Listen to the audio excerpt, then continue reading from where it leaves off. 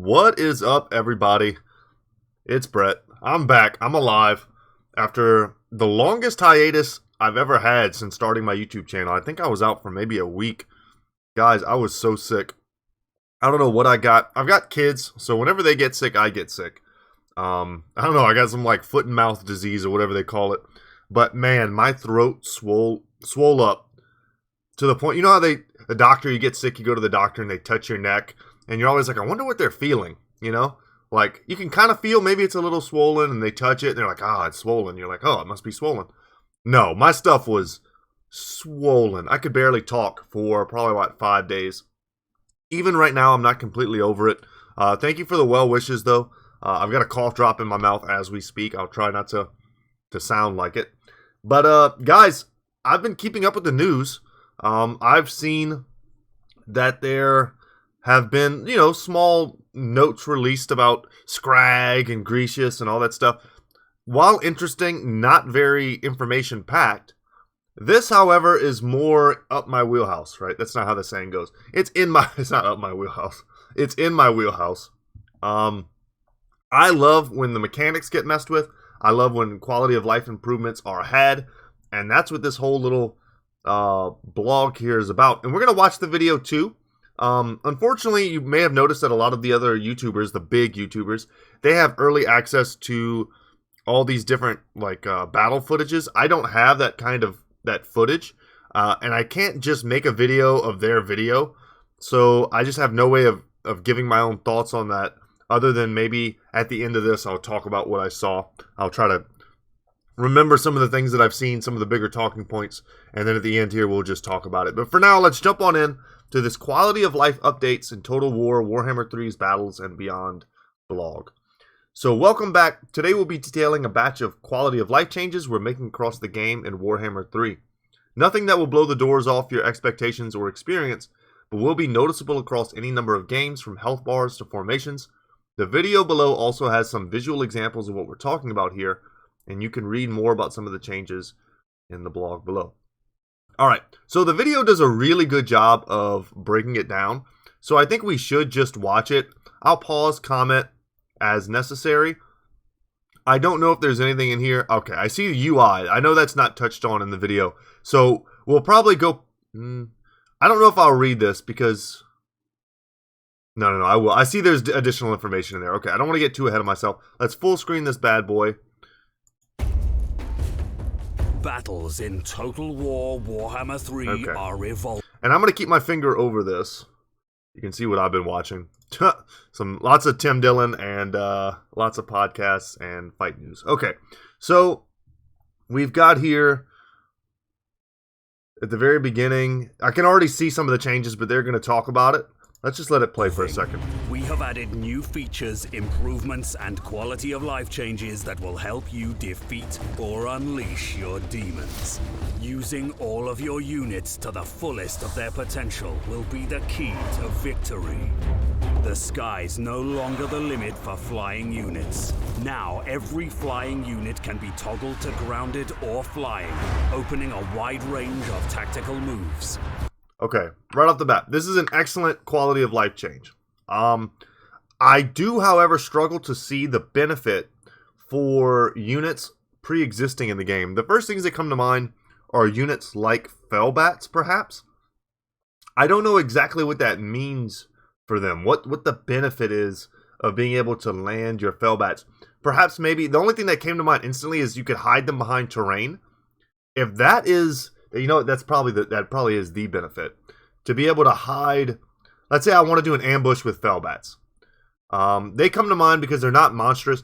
These cavalry units they're going to show here, let's let this play for a second. Your foe with your flying horses. They're horses. They're charge their flanks for they are cav. They land, they still... To launch your units back they're still basically cav. They will need to be...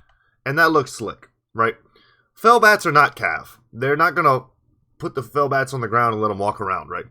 So the only benefit I see is to potentially hide them behind terrain and then to set up ambushes with them in that way. It did say all flying units.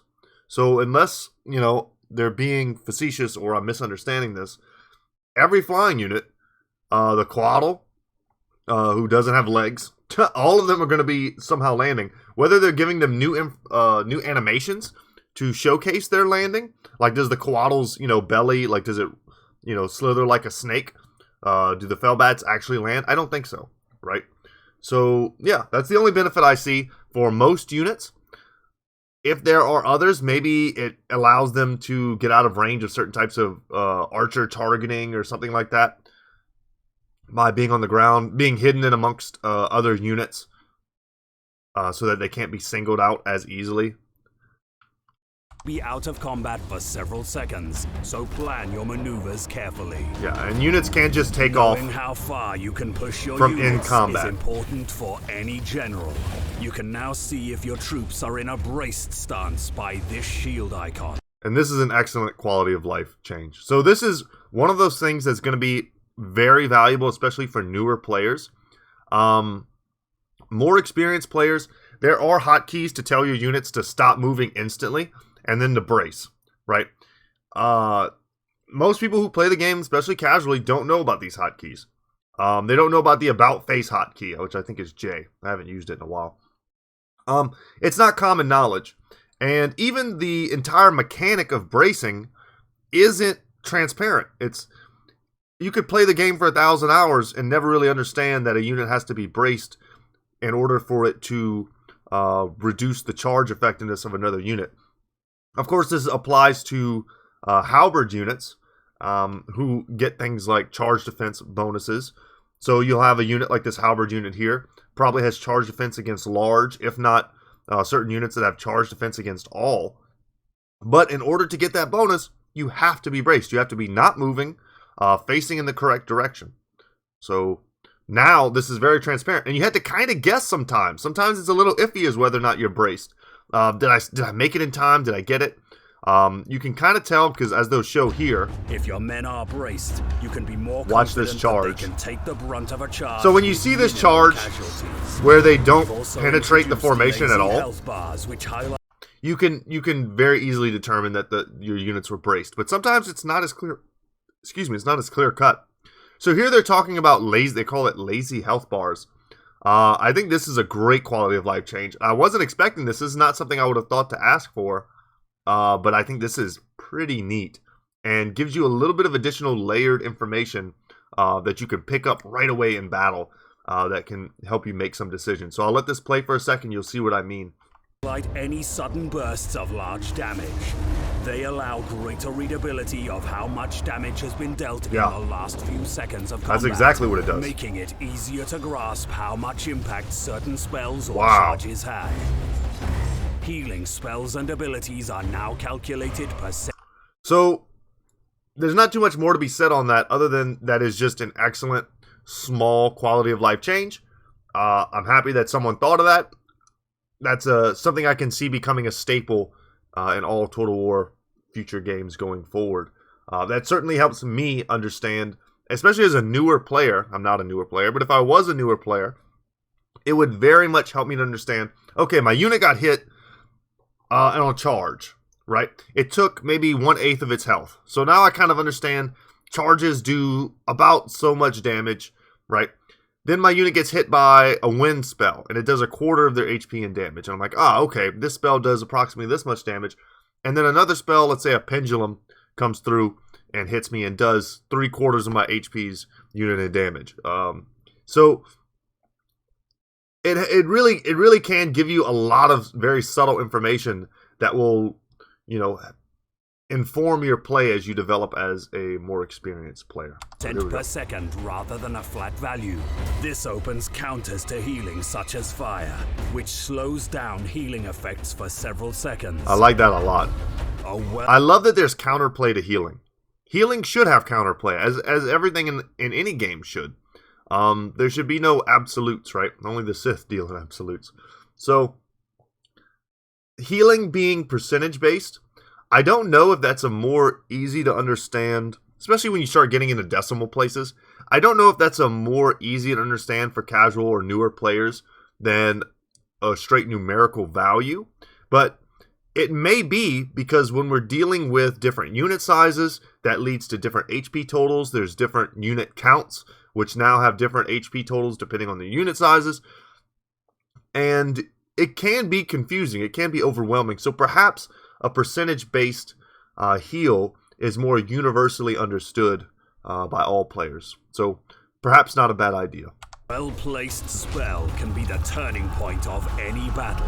We have added a new slow-motion casting option for spells and abilities to ensure better placement and I like for that. maximum effectiveness. I may not use it. This box. I may not use it, but I like it. Once again, newer players. This is something newer players, especially getting used to the way spells are cast. I've been casting spells for a hot second. You know, I'm probably not going to miss my banishment. I'm probably not going to miss my wind spell. Not saying I can't, but I probably won't. I've cast them all a fair number of times. There's also something to be said for cinematic purposes as well. One of my favorite things to do in the Warhammer series is to slow down the game while I'm playing, especially when I'm just playing by myself. There's so little enjoyment that I get nowadays from just, if I sat at my computer and I played a campaign for 2 hours, and I just always played from the highest top-down perspective, never really looked at any of the models fighting each other, I get bored. I get so bored. I need to zoom in. I need to slow motion this stuff. I need to kind of get into the flavor of the game, right? I want to see my Iron Breakers, you know, go toe-to-toe with Black Orcs. Otherwise, what am I doing? I might as well play any other game. So having slow motion ability kind of lends to that. Not only does it help newer players perhaps target their spells better, but it also can be kind of that cool cinematic experience where you, oh damn, I cast my spell, everything goes slow for a second. It's like the Matrix dodge, right? Everything slows down, oh crap, here it goes, boom, and there's, you know, your Pit of Shades that just absolutely wrecks the formation. So I could see playing with it even if you don't need the assistance. I did want to pause it here though, just in case there's another option that they added. There's a color profile, which I think is just the outline. Which I know some people were complaining in some of the videos that the green outline was like obnoxious. But you can toggle that and take that off. That was something I saw on Reddit people were complaining about. Anything else? Projectile trails is something that, you know, some people like to play with, some people don't. I do. I like to be able to see it, especially in a game with so many different types of projectiles and so many units that have projectiles. Okay. And default guard mode is something I would suggest people considering whether or not you want. And then default run is not as bad in this game. Running in this game isn't as punishing as it is in the older titles. Being winded and stuff does suck. But the simple act of running into battle generally won't make your units winded. Anyway. This means that as soon as you select a spell or ability to cast, the game will automatically enter half play speed. Once your spell is cast, you'll return to normal speed. It looks cool. I don't hate it. It's important to and that's know the green what that I all was your talking units about. Are doing. And in the heat of a tense battle, it's easy to forget or overlook units. We have now added an idle unit hotkey that can quickly locate any unit this is not in excellent. combat or following a and should have movement always order. been in the By game. default, pressing backslash will cycle through every unit that is not engaged in battle, and control backslash will select all units not engaged. We have added a few features. In bigger battles where you've got maybe 3 stacks versus 3 stacks, reinforcements running in, units routing, it's especially if you're microing a lot of cav, things like that, it's crucial. Like, what you learn to do as an experienced player, you zoom out, you try to take in as much of the battle as possible, you try to constantly be looking at your unit bars to see who's engaged, you're constantly checking the far field to see maybe one of your units chased another unit off and now can come back and rally. You're constantly just doing these things, but having a shortcut that'll do it for you, excellent. I could see this being important in high level play as well. It could shave in a game where every second counts. It can shave many seconds off of a high level player's, like APM, if you want to call it that, when microing in big battles. I think it's a nice quality of life change. Features Excellent. that improve readability on the battlefield. We have now got improved foliage culling distance, which allows better visibility in heavily forested areas and maps. New occlusion outlines highlight units that are behind objects with a colored outline, making it easier to see units that are partially out of sight, All good. especially in If tight you want that, streets or it's good that dense they have it. forests. Using these new mechanics will ensure your dominance on the battlefield. Keep your eyes Nice. open We even get a for wing this tactical R advantages, charge there at and the make end. sure you learn and make full use of every unit in your army. For more changes to battles, check out the Total War blog. All right, cool deal. Very cool. All right, yeah, I didn't see anything there to disagree with. I thought those were all good quality of life changes. What we could disagree with is whether or not... Oh, see, okay, right off the bat, as I was about to make a point that didn't matter that much, I see some flying units, such as the Sky Lantern, cannot land. And that makes sense to me. Can Fellbats land? I would love to see a list of the units that can't land, but it would make sense to me that Fellbats can't land. They have no walking animation. Carrion, however, who are very similar to Fellbats, they function similar to Fellbats. I'm pretty sure that they have an animation where in combat, engaged in combat, they walk on the ground. They do like a little bird hop. I think that's the case. I could be wrong. I don't think they stay flying when they attack. I could be wrong. But yeah, this kind of answers a little bit of my question. Not all units will land. Okay, hotkeys. Let's see.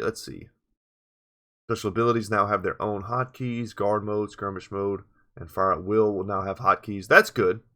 I generally just use the UI in the bottom center. It's fine. But it's good for certain. I'm sure high-level players love to have more hotkeys. More hotkeys, the better. Three Kingdoms formation support allows you to drag a selection of units into a simple formation with a single motion, placing melee units ahead of range units. I saw this in some of the videos, and I thought that was excellent. It's, once again, especially for newer players. I may not use this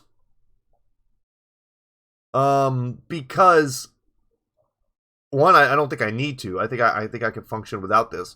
But sometimes I want to put my ranged units ahead of my melee units, and it may be more of an inconvenience to not. But I guess if I select them together, it could be a kind of a shorthand. And maybe if I intend to put my ranged units in front of my melee units, I would just do it manually as I always do. So maybe it's not a problem at all. Maybe you just set this automatically 100% of the time.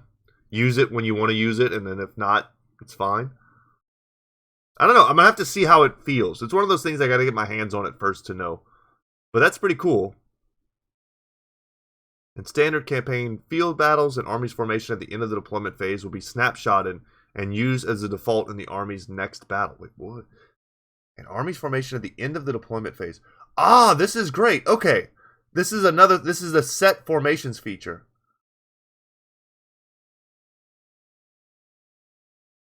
This is excellent. So this is so good. So in battle, let's say I have one army. I fight with this army a ton. It's got a couple pieces of artillery, a couple cav, a couple infantry, a couple range units, right?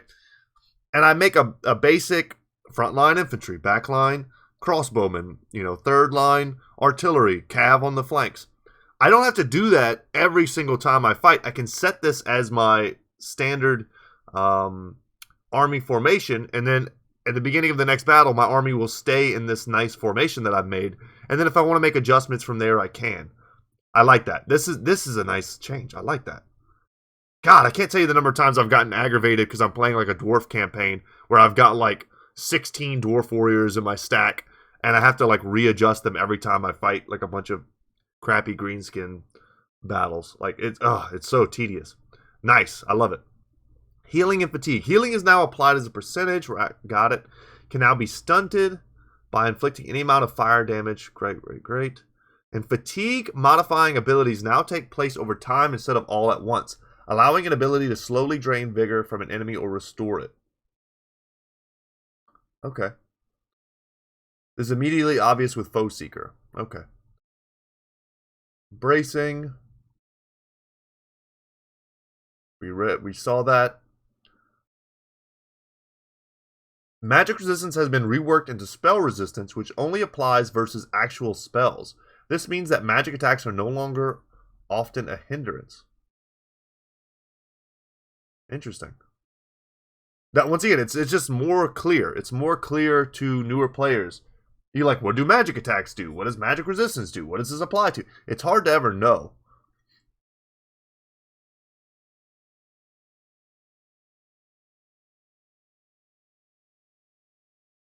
Okay. Alright, UI. Let's get to the UI here. Health bars. Introduction of lazy health bars. Got it. We saw that. That looked excellent. And they also added ticks at the 25% markers. Once again, makes sense. Just quick. You look at it, you see it. Oh god, I'm at 50%, I'm at 25%. And then like they said, that's useful with the new wounds function that they added for single entities. So wounded units, once they drop below a certain HP thresholds, they start to get decreased stats. And now you'll be able at a glance to see if your Necrofex Colossi, is suffering from wounds. Which is funny. That one example came to mind, and it's the one thing that literally can't be wounded. Stats and unit panels. Let's see, you can now see the entity mass stat at the entity size tooltip. So maybe that little, it looks like a little human, and you hover over it. I guess it'll be able to tell you the mass stat, which can be relevant. Gorbulls, I'm sure, will still be flying off into the stratosphere every time they get charged. Okay, more readable lists, more transparency. I like it. And 3-tier unit system is now visible on the unit info panel, allowing quick eyeballing of relative unit quality. I like that. More transparency for newer players. All good stuff. Custom battles. Sub-factions have been removed from custom battle quick battles and replaced by having you pick your race and then selecting your color profile from a selection of notable factions within a race. So trying to give you a little bit of, is it just color?